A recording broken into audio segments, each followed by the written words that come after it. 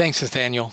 So I'm David Harwell. I'm going to be your presenter for today, and we're going to talk about an introduction to careers in academia. If you have any questions at any time, just enter them into the question box. I just saw Stephanie. Thanks for letting me know that you're joining us from Salt Lake City.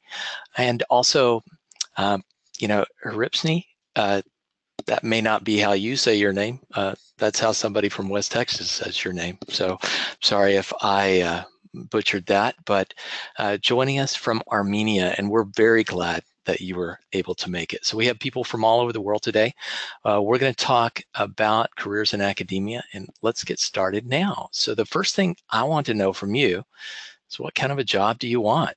So if you're going to be in academia, what kind of an academic job is that?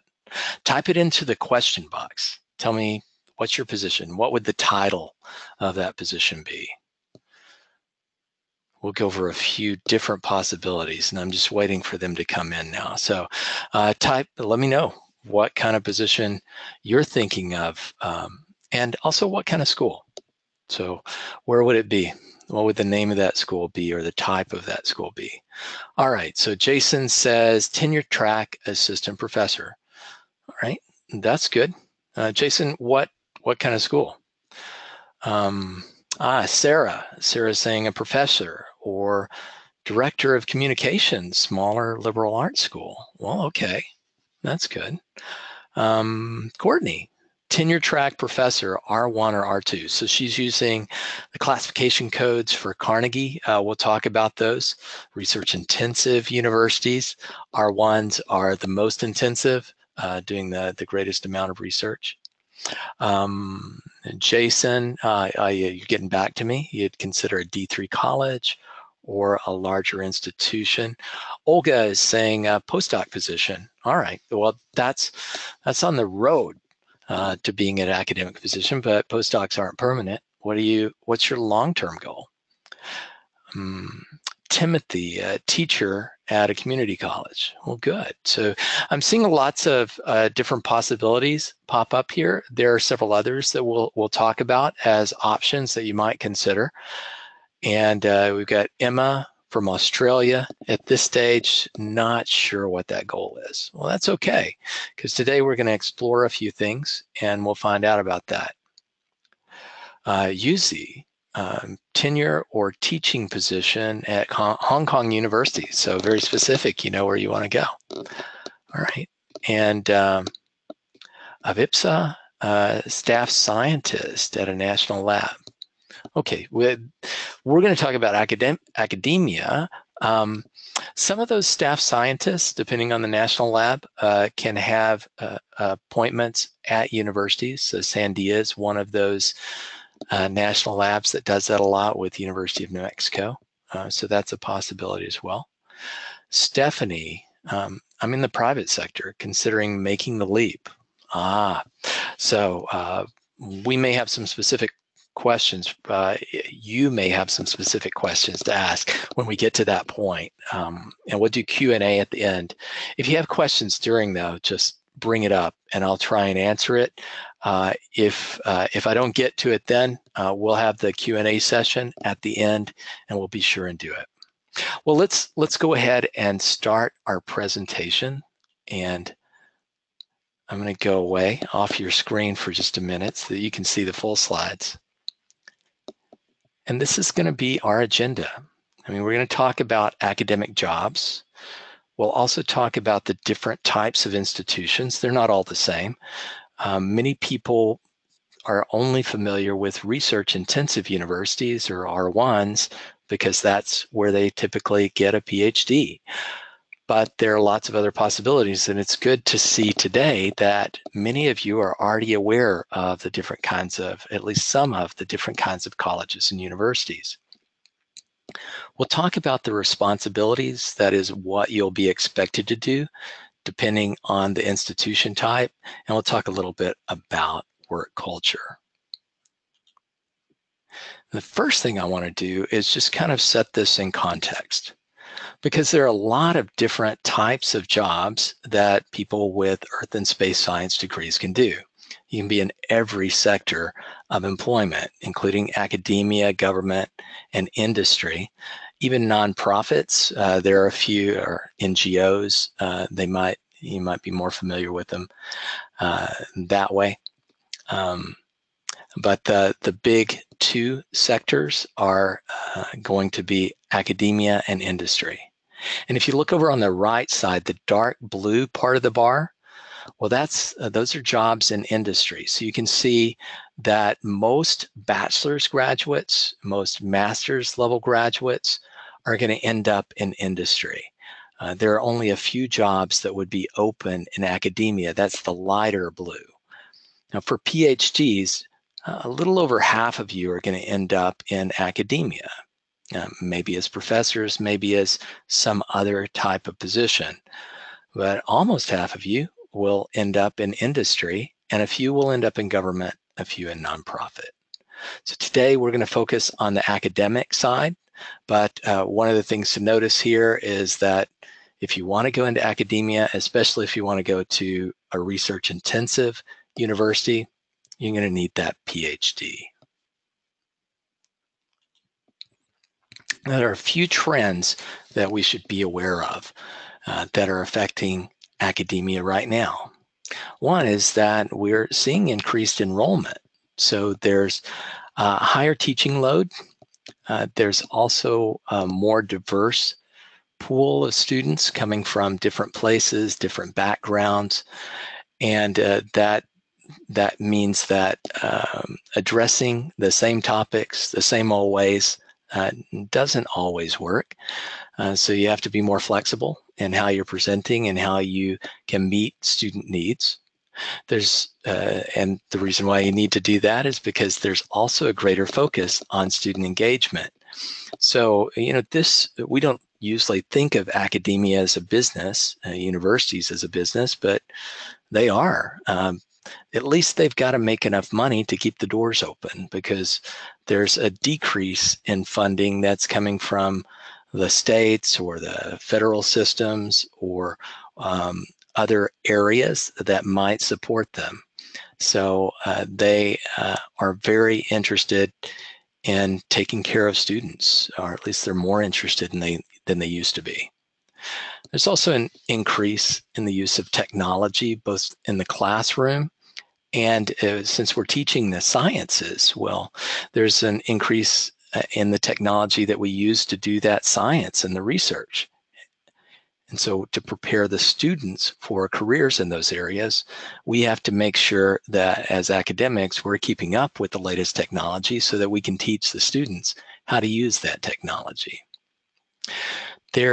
It used to be that when you became a professor, you were just kind of independent. And unless you did something truly awful, you had tenure, you were there for life. But that's changing. So now there's a lot more accountability for those professors. And so we have to be aware of all the other trends that are going on in the world and be good people doing good jobs and helping our students be the best that they can be. And lastly, since I've already gone over the physical challenges, I'll skip down to the interdisciplinary nature of research. So we're looking at much bigger problems today. It used to be that we just didn't have the computing power or the instrumentation to be able to look at large systems. And frankly, people had to put down the foundational knowledge. We had to learn how all the pieces worked before we could start to see how they interacted to make large systems. And so in maybe 20 years ago, you could get by doing research just doing crystal structures. Well, now crystal structures,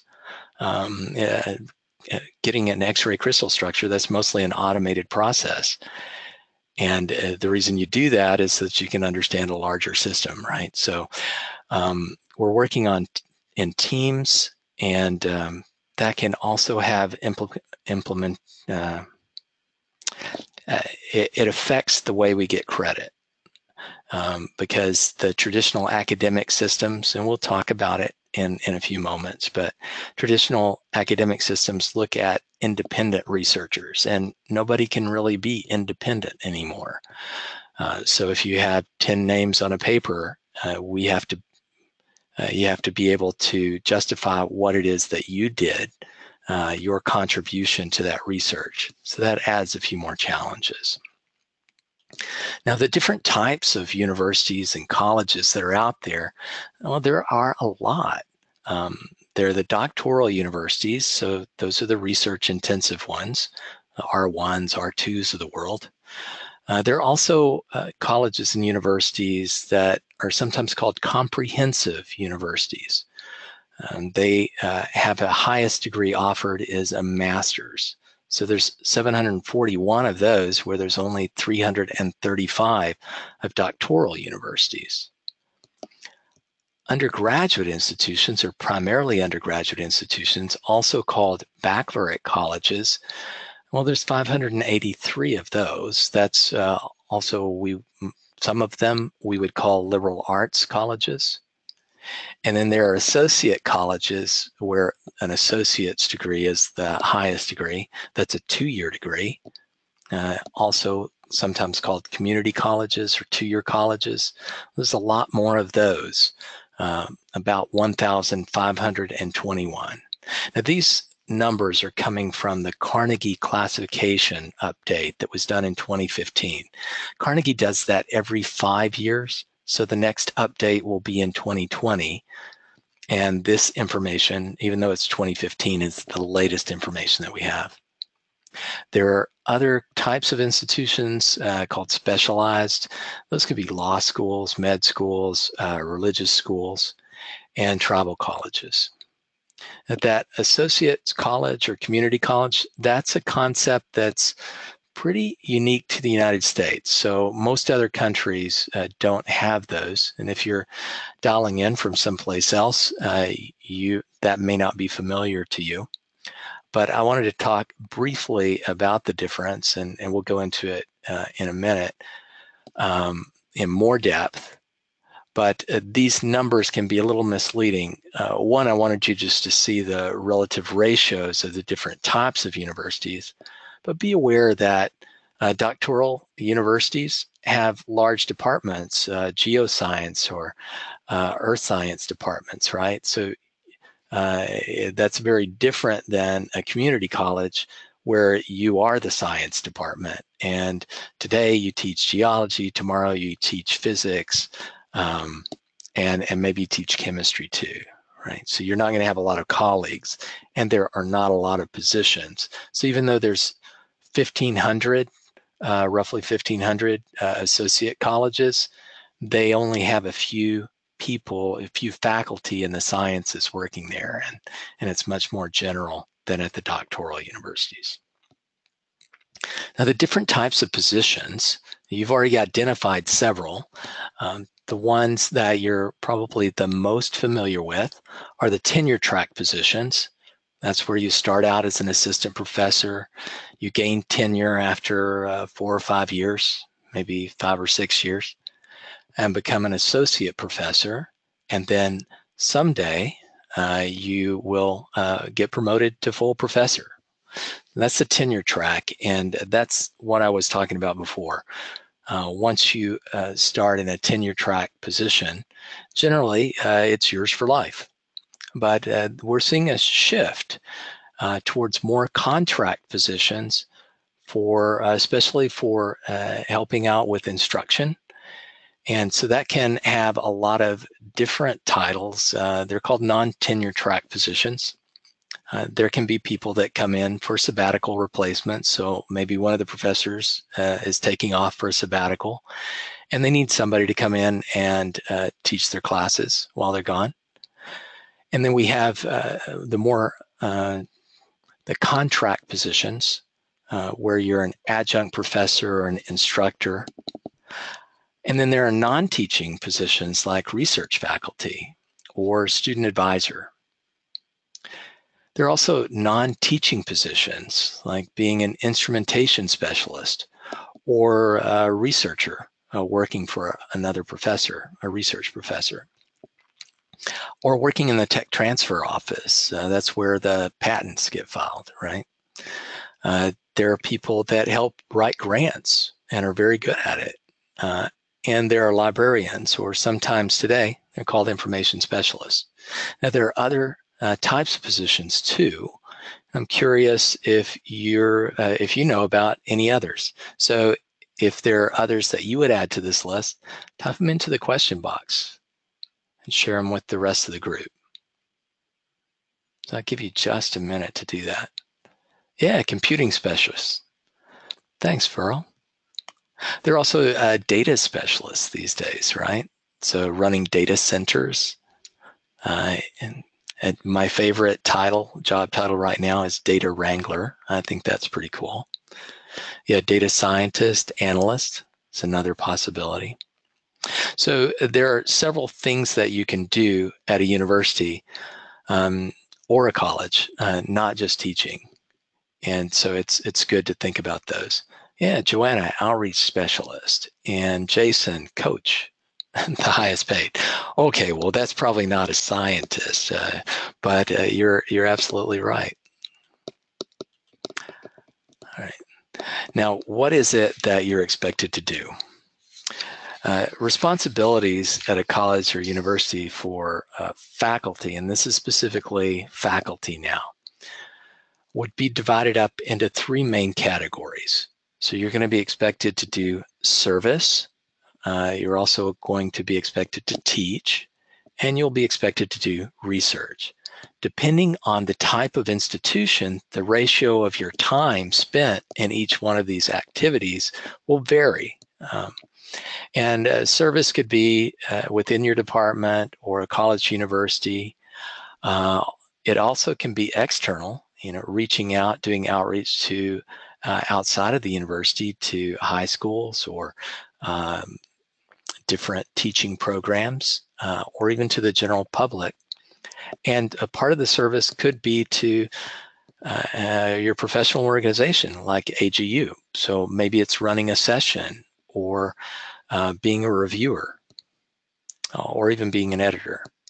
Now, teaching, there's certainly teaching in the classroom, lab and field. There are office hours that you're expected to keep. You may be expected to mentor students or to develop curriculum or pedagogies. And on the research side, well, you're directing students primarily.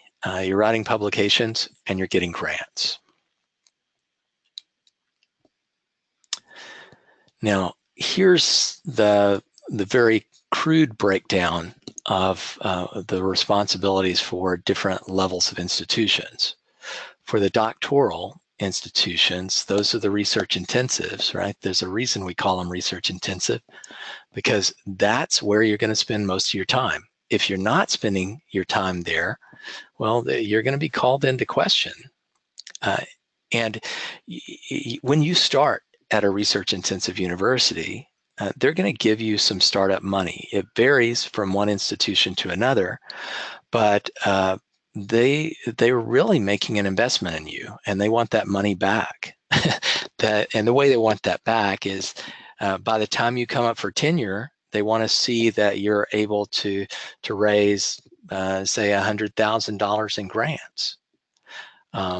That's to pay back the money that they gave you, they fronted you in giving you startup funds. And they'll expect you to produce publications.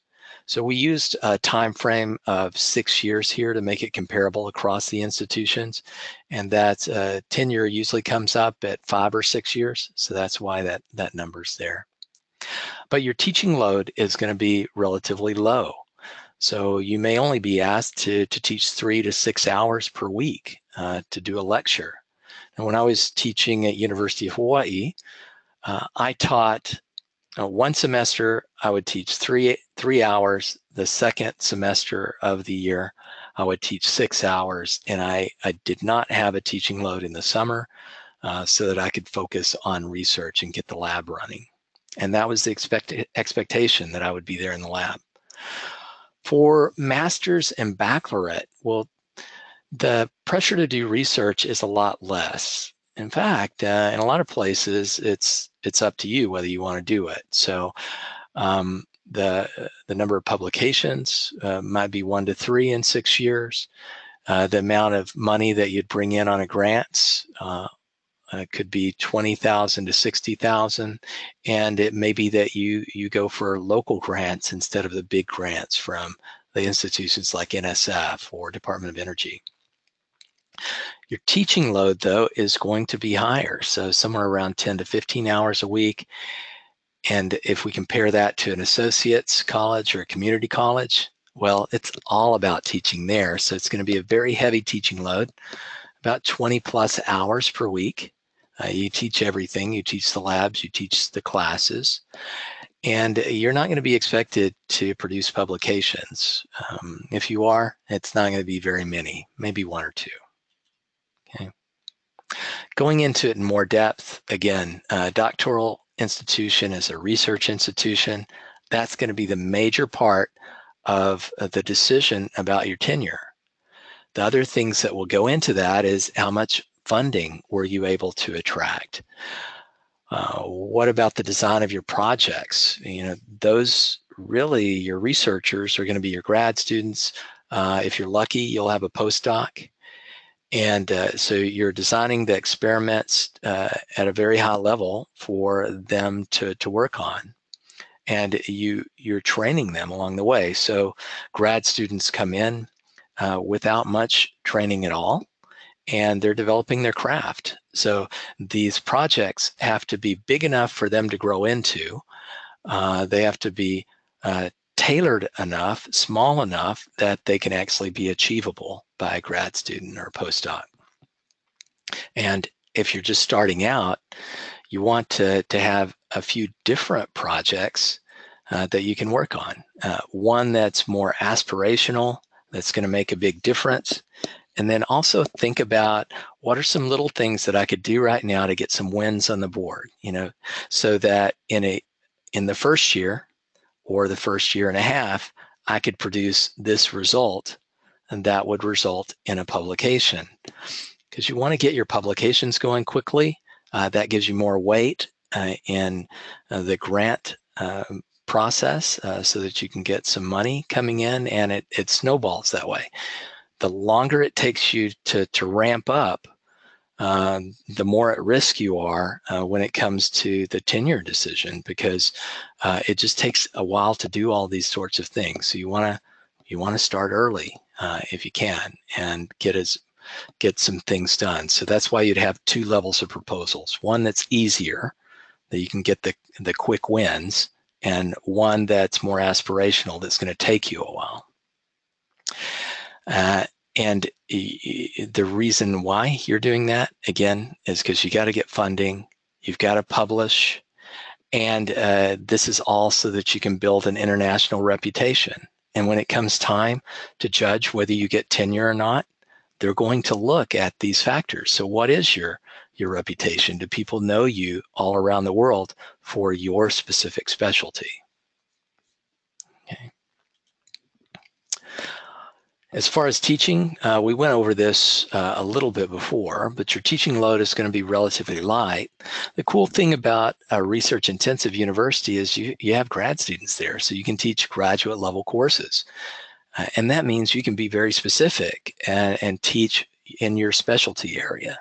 You can't do that at an undergraduate institution. There's nobody there to consume your course. There's no customers. So that's one of the differences. Also, if you're teaching general classes, those entry-level classes, they're probably going to be quite large. So again, when I was at University of Hawaii, I taught chemistry there, and my Gen Chem class had 315 students in it. That's if the surf wasn't up. If the surf was up, it would be less than 315, but somewhere around 315, which is a very large group of people to talk to every day. Now, the thing that made it better, well, I had lab instructors. So I taught the lab instructors, and I would walk through the labs to make sure things were going okay. But generally, they took care of everything. And and this may be the role that you're in right now. So you're the teaching assistant or the lab instructor that helps out the professors.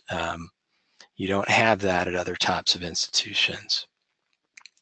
And because I was in a department that was within my specialty, I had lots of colleagues that were in my field. So if I had a question about something or if I needed to find a collaborator, all I had to do was walk next door.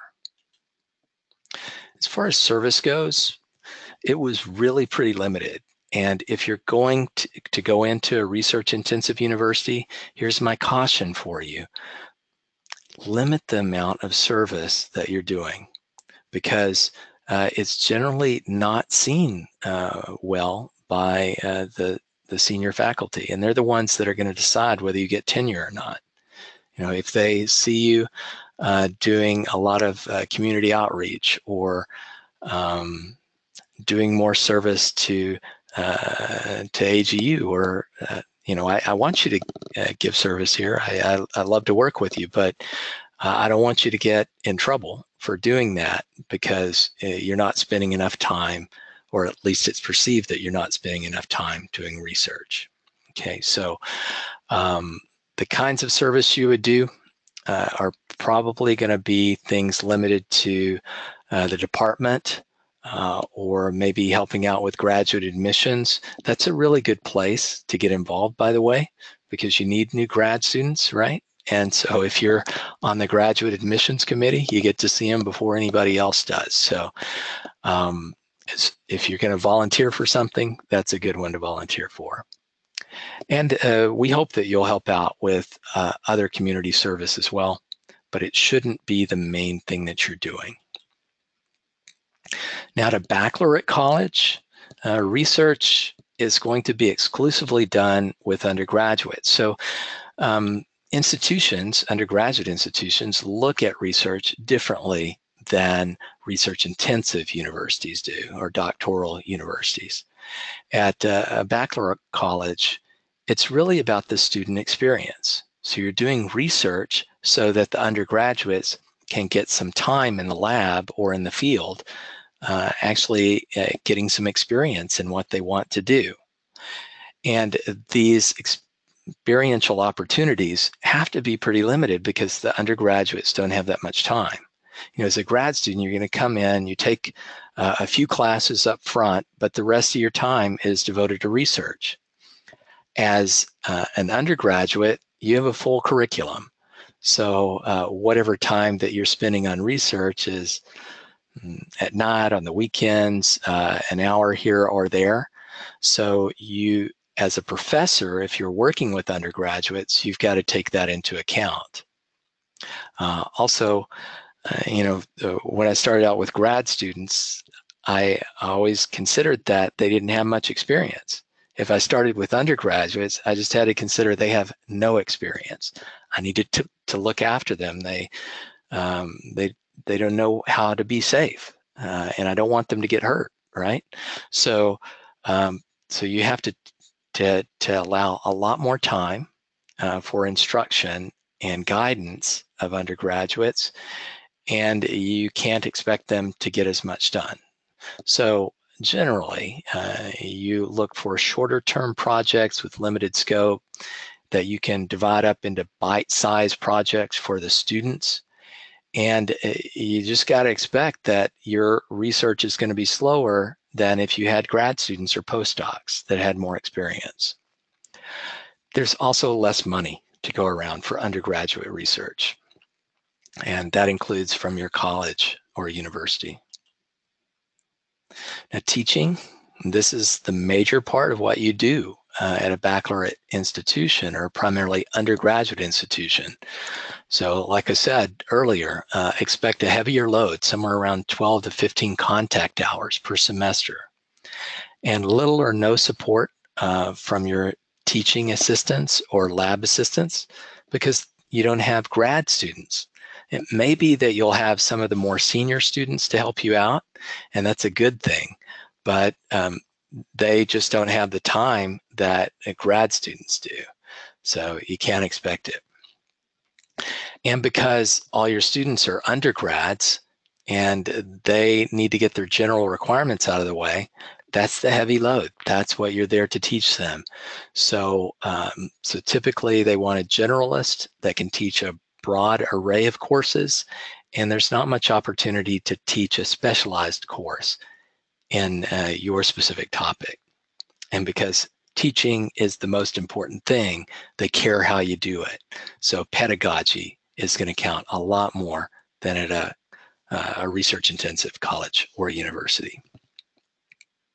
Service, you're going to do more of it, especially if you get out to a community college. Primarily undergraduate institutions do a lot of this as well. So you're going to be working on university or college committees to look at the undergraduate curriculum. How do the courses fit overall with the curriculum available from the university?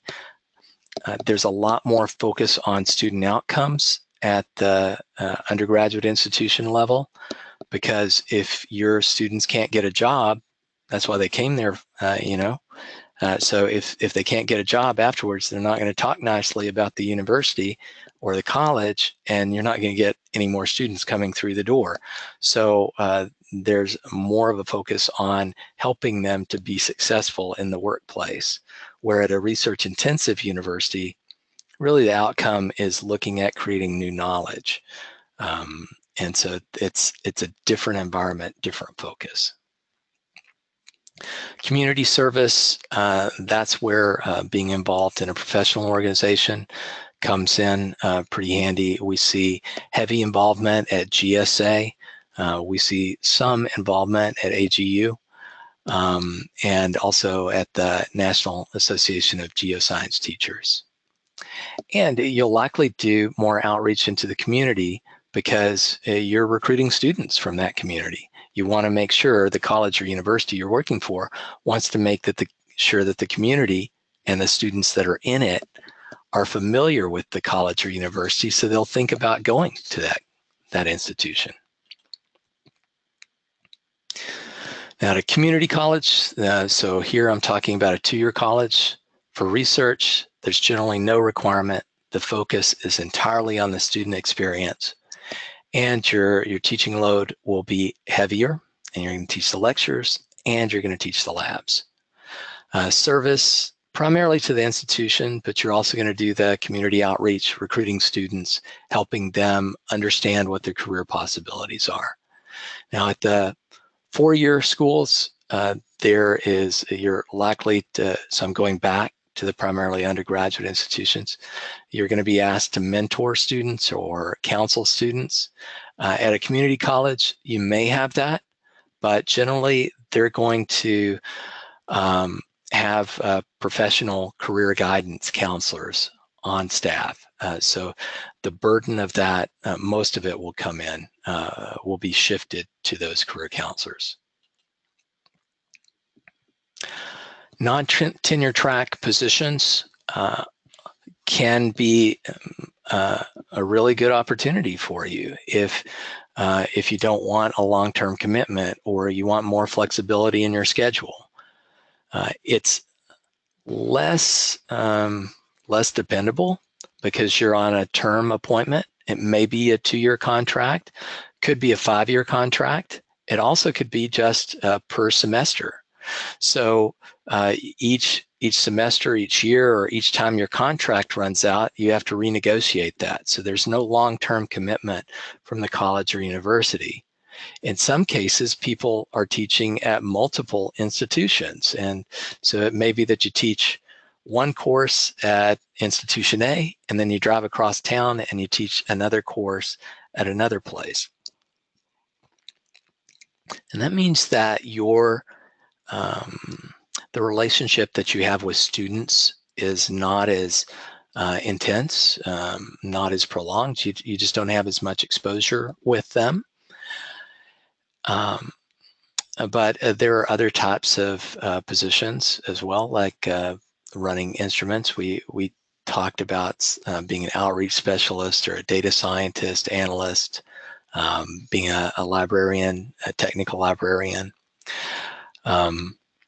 For the positions that are instructors or adjunct faculty or even term appointments.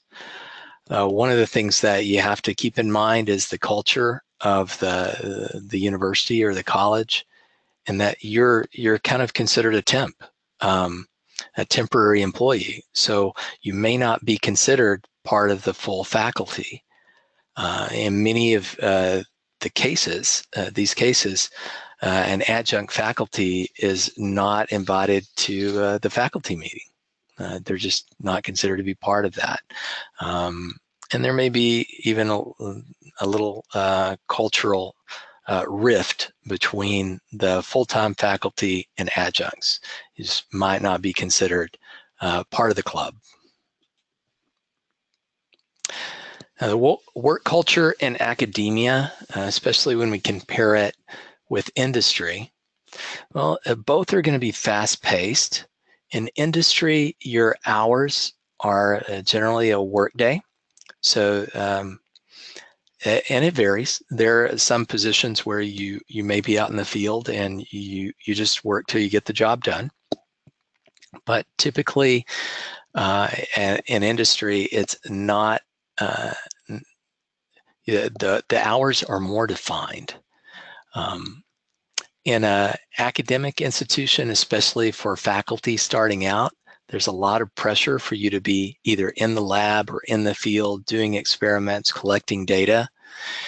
And there's a large amount of pressure put on you to obtain funding and get those publications so that you're getting an international reputation. For baccalaureate, well, your hours are more defined because you're there to teach class. Now you'll be doing stuff outside of class, like prepping for class or prepping labs, right? But there's generally more balance there. So you don't have the longer hours that are expected to get research results. Intellectual property and patents, well, that's what industry runs on, but increasingly, universities, especially research-intensive universities, expect to make some money off of those patents or intellectual property as well. So there are tech transfer offices at most of those universities, and that's to convert your inventions or what you invent into something that can be brought to market or licensed to another company. We talked about the interdisciplinary nature of research. In academia, you're doing basic research as well as applied. And when we get down to those basic areas, they're starting to merge. And so there's a greater need to collaborate. Remember, if you're an academic and you're getting graded on your research, you have to be able to justify why you have that collaboration, and in that collaboration, what's the role, what was your contribution to that research. And on average, the compensation for academia is 25% less than industry. That depends on your role, but certainly academia doesn't get paid as much as industry. Okay. So now I'm going to turn it back over to you. And Timothy, I see your question. I'll get to it in just a minute. But before I do that, now that you've seen other possibilities, I'm wondering if you still want to do the same thing. Did you see something new that you're interested in? If you did, type it into the question box now. And let me know what you're interested in. What do you want to be now? By the way, if you have any other questions, you can type them into the question box, and we'll get back to that in just a minute. Nathaniel, did you have any announcements that you wanted to make at this point? Yeah. Actually, while we're waiting, and as Dave said, type in anything that new that you've discovered from this webinar. If you do have questions, go ahead and type them into the question box. We're going to get those in just a second. While you're typing those in, I just want to call out some of the upcoming webinars. in a few weeks, March 22nd, we're going to be having a webinar on navigating the federal job search process. Today was Introduction to Careers in Academia, and next month we'll have something on the U.S. federal hiring process, and that's going to be presented by AGU's interim COO, Janice LaChance, who served under the Clinton administration as the director of the Office of Personnel Management. And if you don't know what that is, look up opm.gov and you'll see that that was a pretty high position. At the time, it was cabinet level. Also, on March 29th, we have a presentation from the AGU Centennial team on the AGU Narratives project that they're working on, where we're gathering up the stories of our members so that we can celebrate AGU and the Earth and Space Sciences history's past as we look towards our 100-year anniversary. And then also, it's tentatively scheduled for April 5th. The Public Affairs team at AGU will be doing a presentation on what the current federal spending landscape might mean for science. Stay tuned for that one. I know that they're talking about it, but as today's political climate, the current political climate means that we have to wait to see what that actually will look like. So tentatively, it's scheduled for the April 5th. So stay tuned on that one. All right, and we have quite a few questions coming in. I'm going to start off with Timothy's. Timothy's was, is it possible to work at a community college as a teacher with a master's degree? Hi, Timothy. Yeah, it is, but it depends on the institution. So it's going to say in the ad for those colleges, but it's so there's a small number of positions that are available for folks with master's degrees. I'm really not familiar of anyone that teaches with a bachelor's level degree at that level, although you might be able to be a lab assistant or a lab tech, lab prep. So those are some options that are available to you. What else you got, Nathaniel? All right, so the next one, Evan is curious how summers work and how they differ between PhD level institutions and those at the master's or baccalaureate institutions. Yeah, so at a PhD level institution, so let me go as an example, University of Hawaii, we had summer courses and some of our professors taught those courses. Generally, we brought in adjunct professors or instructors to teach those because for the professors, we were expected to spend most of our time doing research. So you could teach a summer course, make a little extra money, but generally that was frowned upon because they thought, because it's a heavy load. In the summer, the classes are more compressed, right? So you're teaching 3 hours instead of 1 hour a day in your lecture, or instead of the 1.5 hour lecture that you might do on Tuesday, Thursday. At a primarily undergraduate institution, it's more common for professors or faculty to teach those courses because teaching's what you do. In some cases, it really depends on your contract and on the ability of the institution to attract students. So if they can bring in a lot of students to teach in that want instruction in the summer, they're going to offer those courses and they're going to need somebody to teach them. So teaching load is higher for undergraduate institutions. I'd tack onto that as well, as far as that goes, that, if it's a research intensive institution, obviously in the summertime, there's going to be much more of a focus on your field work and getting out there in the field, as opposed to, if it's an institution where it's more about the coursework and there isn't as much research funding, there's not going to be as much field work. So next question we have here is, this is obviously geared much more towards U.S. institutions. Katrina would like to know how this presentation compares as far as like the European academic sector or Canada.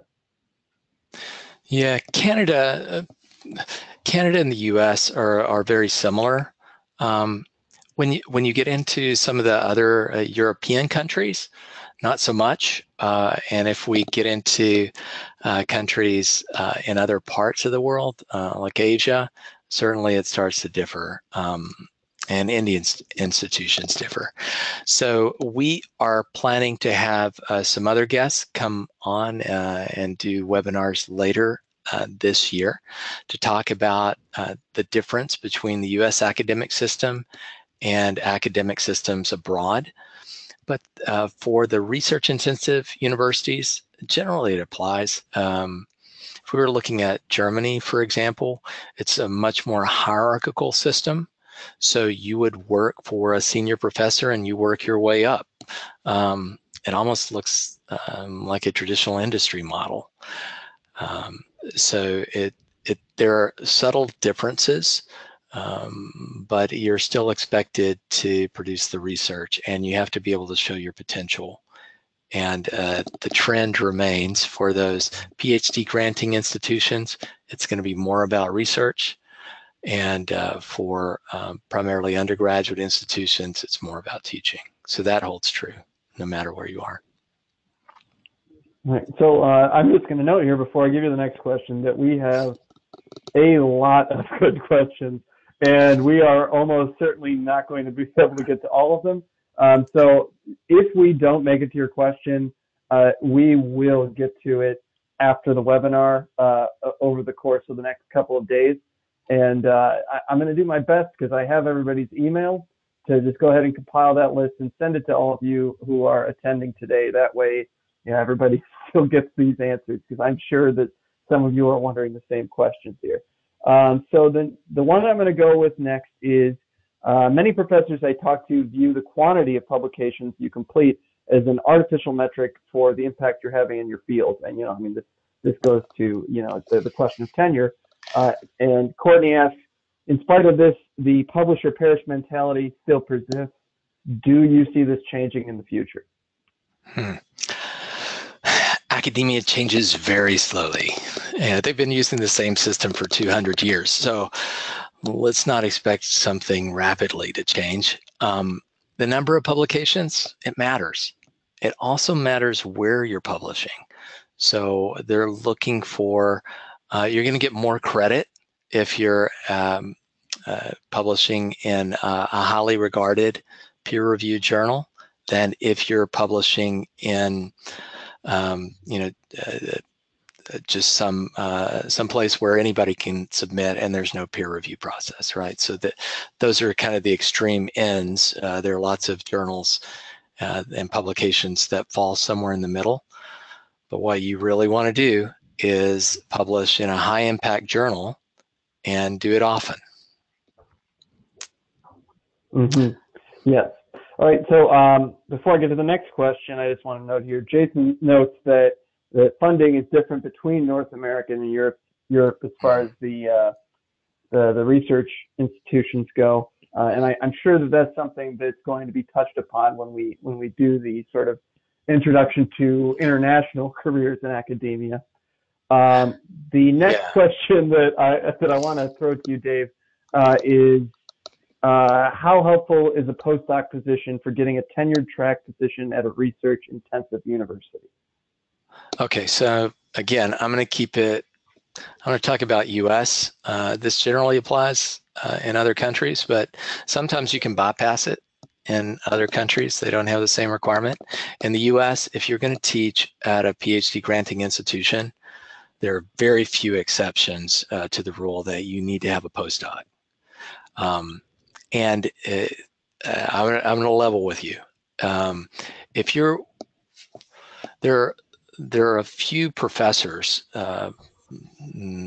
that produce most of the other professors across the US. So your pedigree counts. That is who you worked for. You inherit their reputation.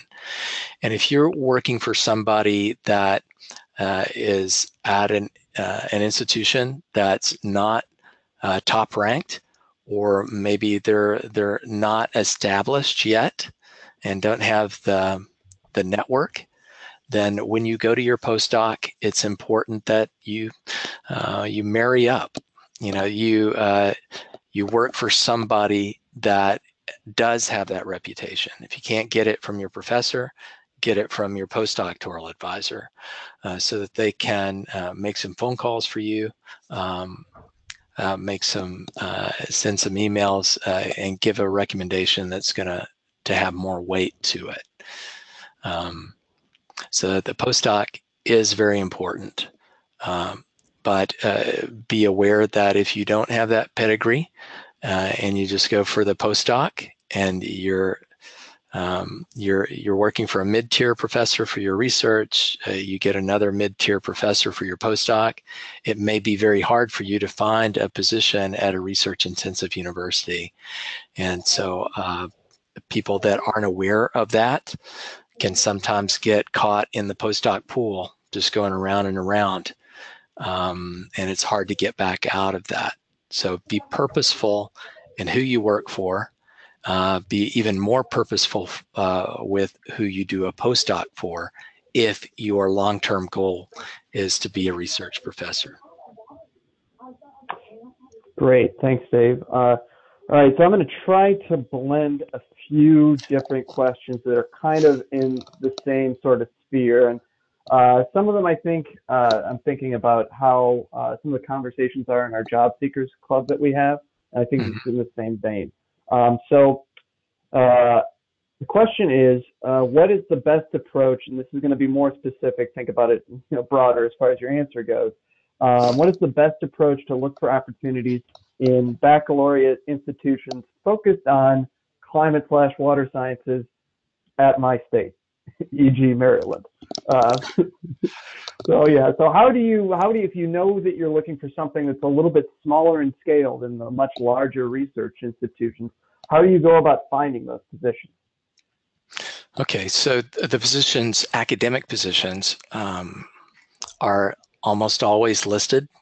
That's one of the things that's better about academic job searches than it is for, say, an industry or a government job. Sometimes you have to search it out. Academia, they just put it out there. If they're hiring, they're going to let you know, and they will have an ad on their website. They'll also usually publish with one of the big societies like AGU, in Chronicle of Higher Education, maybe Inside Higher Ed. There are several places where you can find those positions. But you asked two different questions, and that's probably because Nathaniel just merged a bunch of stuff. So let me pick it apart just a little bit. So each university is going to have, or college, is going to have a mission statement. Even just looking at their homepage, you're going to have an idea of what they stand for. And what you want to do is align your goals, your personal goals and values, with the place that you want to work for. And that doesn't matter if it's in academia or industry or someplace else, right? You don't want to work for somebody that doesn't have the same values as you. You're going to be miserable, and you're probably not going to be able to do the work that they want you to do, at least not with a clear conscience. So you got to do some research. You've been doing research to get your degree. So why would you stop now? Start looking at the colleges and universities. If you're interested in staying in Maryland or in another state or area, then that gives you some focus, right? So what are all the academic institutions in that area? How do they fall out in the grades? Which ones are primarily undergraduate? Which ones are research intensive? They have different requirements. They're going to tell you what those requirements are up front. So they're very transparent in that way. And just look for a match. Don't pin all your hopes on one, though. It's there are a lot of people trying for a few positions, and so that's the reality of it. All right. Yeah. So, yeah, there are so many great questions here. I'm going to do about two more here. The next one is kind of in the same line as that last one. That they feel like there's very few opportunities for even getting their foot in the door in academia. What are some tips that you have for trying to get your foot in there? Yeah, well, so I talked about pedigree. I think that's very important. It's not just me that thinks it's very important, right? Pedigree is also about connections, and you need to have the network to get to where you want to go. Okay, so one of the major ways is through your research professor or your postdoc professor. If you're not getting it there, or in addition to that, it's also important for you to be working on your network, your personal and professional network, right? So go to talks, go to meetings, meet the folks that are in the field that you want to be in. Ask questions at their talks. Go and see them afterwards. So after the talk, after the session's over, or at the poster session, even better, right? Because you never have enough people talking to you at a poster session. Most of the time you're just standing there anyway.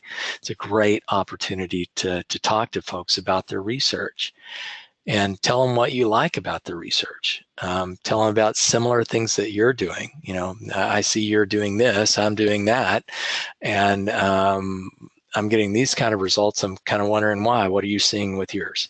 So if you build up that that rapport, then they're more likely to remember you.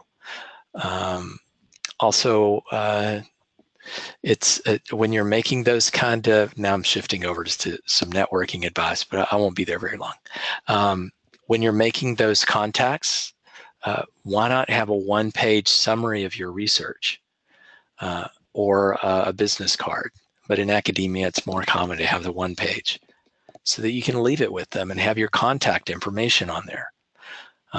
Be sure and follow up with them. So you've had this magic moment. You want them to remember you. That's what's going to make your network connection valuable. So say, I'll email you in a week, next week, with some research papers or some ideas that I've been working on.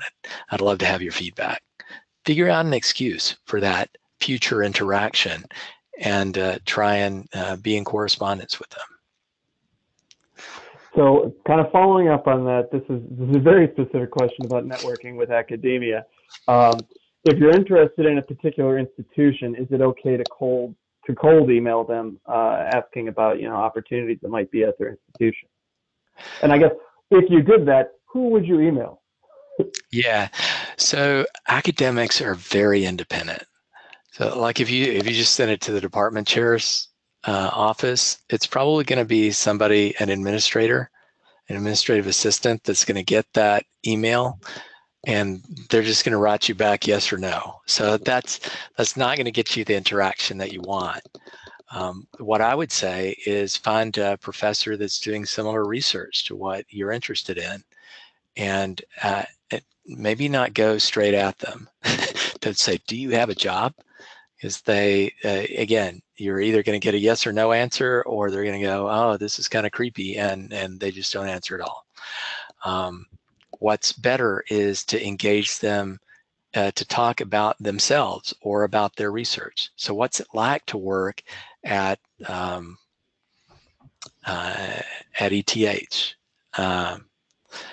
What are the students like? What are the faculty like? What's the culture like? What are the expectations of you? Do you feel a lot of pressure? You like what you do, or do you have the resources that you need to do your research? What's the most challenging thing? So if you can ask questions like that give them an opportunity to talk about themselves and their research, that takes the pressure off of them. It's not like you're asking for a job, which they really can't give you in the first place. They could only tell you if it's going to happen. And it lets you get a feel for what it would like to be to work there. once you develop that rapport, then you can start to ask, what are the hiring trends look like? Are you expecting to have an opening next year? And they'll tell you that. Great. Yeah.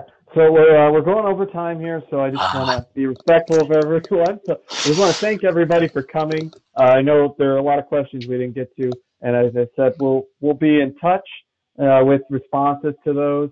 Again, thanks everybody for coming. I know that there were a lot of good interactions here, and we're looking forward to seeing you at future webinars. Have a great afternoon. Bye, everybody.